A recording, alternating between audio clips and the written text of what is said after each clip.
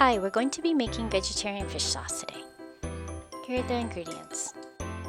Now let's get started. In a small pot, I'm going to add in 4 cups of water. Turn the burner on to medium heat.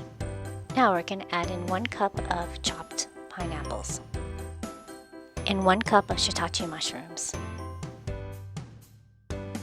Now we're going to add in 2 Kombu slices.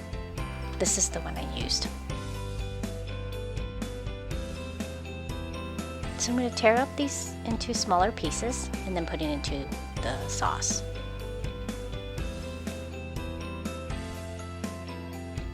I'm going to add in 1 tablespoon of mushroom seasoning and 1 tablespoon of salt.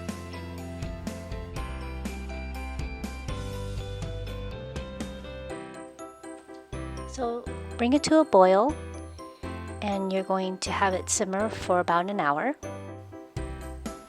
Once that's done, just drain the sauce.